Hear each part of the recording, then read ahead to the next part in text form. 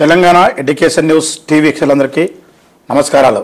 ప్రధానంగా ఇటీవలే రాష్ట్ర ఉన్నత విద్యా మండలి కొన్ని నూతన కోర్సులు విద్యార్థుల ఉపాధి అవకాశాల కోసం ప్రవేశపెట్టింది. అదే తరుణంలో ఉస్మానియా యూనివర్సిటీ ఇంజనీరింగ్ కాలేజ్ కల్లా కూడా వారు కూడా మరొక నూతన కోర్సును ఆనర్ చేశారు. ఈ సందర్భంగా ఉస్మానియా విశ్వవిద్యాలయ ఇంజనీరింగ్ కళాశాల ప్రొఫెసర్ పైడమని చంద్రశేఖర్ గారు మనతో ఉన్నారు. సార్ నమస్కారం. Sir minor program in banking, financial services and security honours ఈ యొక్క కోర్సును ఈ విద్యా సంస్థ నుంచి ఉన్నత విద్యాలను ప్రవేశపెట్టింది సార్. ఆ కోర్సు గురించి మీ వద్ద సమాచారం కొంచెం తెలియజేయండి sir. Government of Telangana council for higher education తీసుకున్న ఒక ఇనిషియేషన్ ఏంటంటే మైనర్ ప్రోగ్రామ్ ఇన్ బిఎఫ్ఎస్ఐ అంటారు. అంటే banking, financial services and insurance మీద వాళ్ళు ఒక మైనర్ ప్రోగ్రామ్ ఆఫర్ చేయడానికి ఇంజనీరింగ్ కళాశాలలో కోసం అని చెప్పి వాళ్ళు మా ముందుకు వచ్చారు. ఇది బీకామ్ గ్రాడ్యుయేట్స్కి కూడా ఆల్రెడీ ఈ ప్రోగ్రామ్ నడుస్తున్నది. కానీ ఇంజనీరింగ్ బ్యాక్గ్రౌండ్కి ఇదే మొదటిసారి వాళ్ళు రావడం జరుగుతుంది. ఈ ప్రోగ్రామ్ ఎందుకు, దీని విశిష్టత ఏంటంటే మామూలుగా ఒక ఐటీ సెక్టర్లో ఒక విద్యార్థి కనుక చేరితే వాళ్ళకి 5 to 8 years పడుతుంది వాళ్ళు ఈ పర్టికులర్ బ్యాంకింగ్ సర్వీసెస్లో నిష్ణాతులు కావడానికి. దానివల్ల వాళ్ళకి మ్యాన్ పవర్ అనేది చాలా హ్యూజ్గా రిక్వైర్మెంట్ ఉంటున్నది.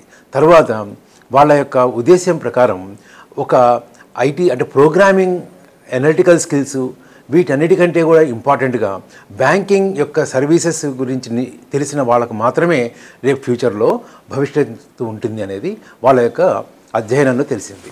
దానికని చెప్పి బిఎఫ్ఎస్ఐ కన్సార్టియం అని చెప్పి సెవరల్ ఇండస్ట్రీస్ అంటే JP Morgan, HDFC, Axis bank అలాంటి పెద్ద పెద్ద బ్యాంకింగ్ సంస్థలు ముందుకు వచ్చి వాళ్ళు ఒక గ్రూప్ లాగా తయారై వాళ్ళే మనకి ఈ కోర్సుని అందజేయబోతున్నారు.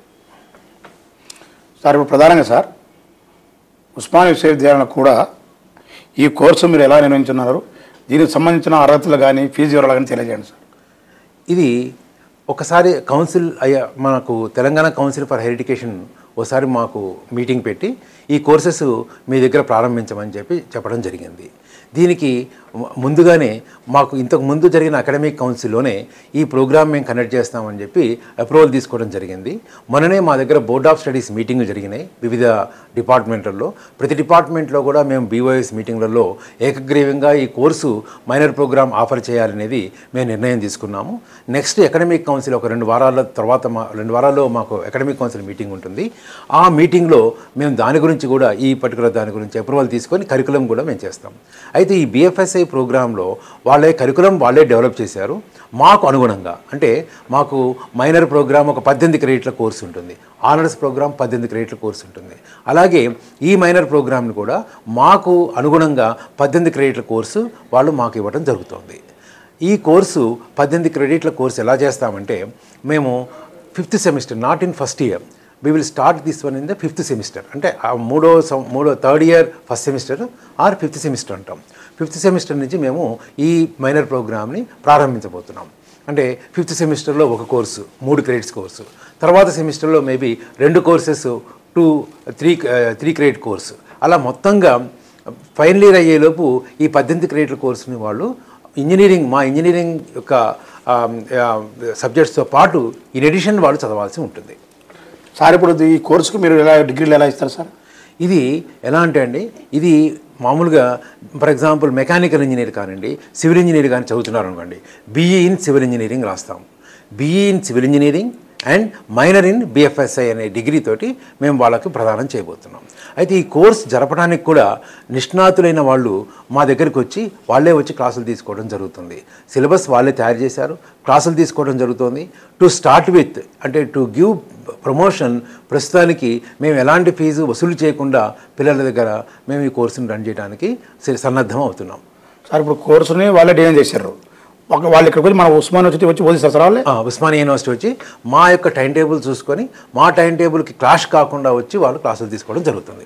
ప్రజల విద్యార్థులకు ఎలాంటి ప్రయోజనాలు ఉన్నాయి సార్ ఈ కోర్సు ద్వారా? దీనివల్ల చాలా మంచి ప్రశ్న అండి.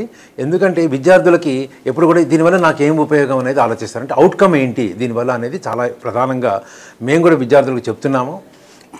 ఒక విద్యార్థి ఒక సాఫ్ట్వేర్ కంపెనీలో చేరిన తర్వాత వాళ్ళకి 5 సంవత్సరాల నుంచి 6 సంవత్సరాలు పడుతుంది ఈ పర్టికులర్ ప్రోగ్రాంలో నిష్ణాతులు అవడానికి.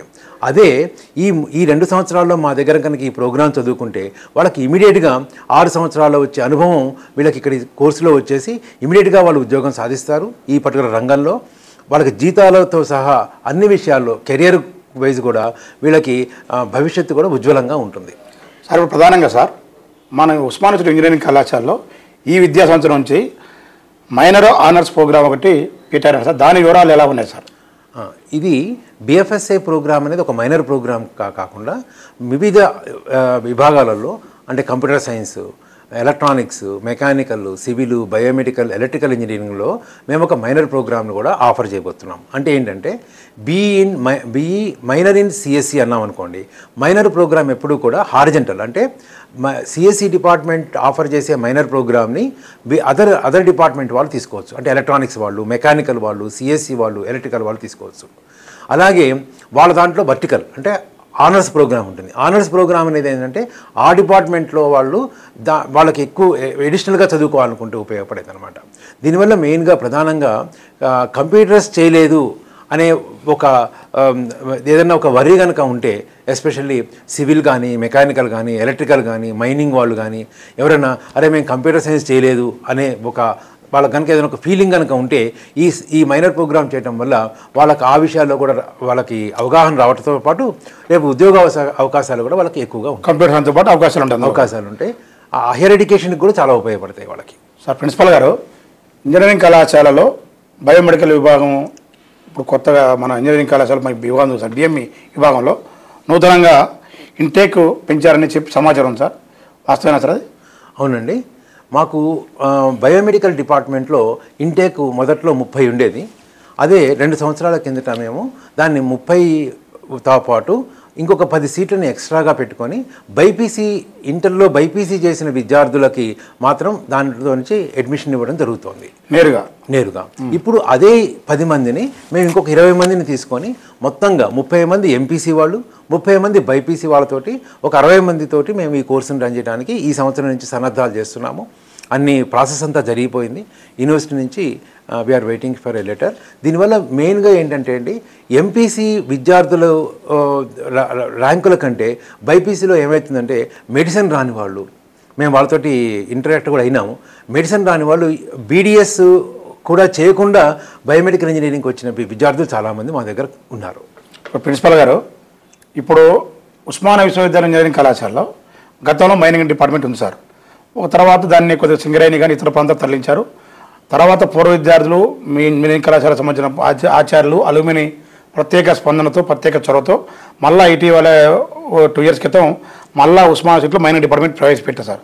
మైనింగ్ డిపార్ట్మెంట్ ప్రవేశపెట్టారుతో పాటుగా సార్, ఈ మైనింగ్ డిపార్ట్మెంట్లో కేవలం మన భారతదేశంలో కాకుండా దేశ విదేశాల్లో ఉపాధి అవకాశాలు పుష్కలంగా ఉన్నాయంటారు సార్. ఒక నిమిషం మీ మైనింగ్ డిపార్ట్మెంట్ గురించి వివరిస్తూ వాళ్ళకి ఎక్కడెక్కడ ఉపాధి అవకాశం ఉన్నాయో కొంచెం చెప్పగలరా సార్? మైనింగ్ డిపార్ట్మెంట్ అనేది మేము రీసెంట్గా రీస్టార్ట్ చేసామండి. ఎంఈ ప్రోగ్రామ్ ఉంది, బీఈ ప్రోగ్రామ్ ఉంది. ఇప్పుడు బీఈ స్టూడెంట్స్ ఫైనల్ ఇయర్కి వచ్చారు. ఇది ఇండస్ట్రీ అంటే పరిశ్రమలు, అంటే చుట్టూ ఉన్న పరిశ్రమలు, సింగరేణి కార్పొరేషన్, ఎన్టీపీసీ, ఎన్ఎండిసి ఇట్లాంటి సంస్థలు మాకు చాలా చేయూతనిస్తున్నాయి. వాళ్ళు చైర్ ప్రొఫెసర్స్ని ఇచ్చారు, వాళ్ళు బిల్డింగ్ ఫండ్ ఇచ్చారు. ఎందుకంటే మైనింగ్ విభాగంలో నిష్ణాతులైన వాళ్ళంటే స్కిల్డ్ మ్యాన్ పవర్ కావాలి అనేది చాలా దృఢంగా భారతదేశంలో వాళ్ళకి మన భారతదేశంలో ఉంది. దానికోసం అని చెప్పి ఈ సంస్థలన్నీ కూడా చాలా ముందుకొచ్చి మాకు చేయూతనిస్తున్నాయి.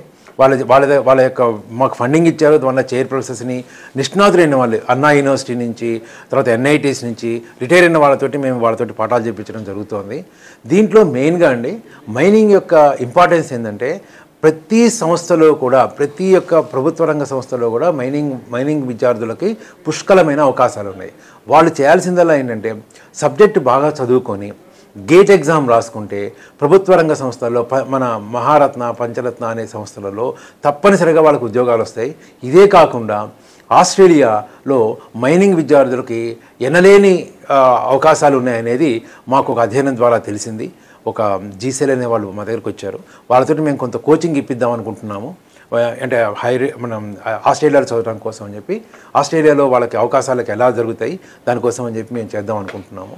సో మైనింగ్ వాళ్ళకి మాత్రం నిజంగా వాళ్ళు కష్టపడితే మంచి అవకాశాలు ఉన్నాయనేది మాత్రం నేను దృఢంగా చెప్పదలుచుకున్నాను.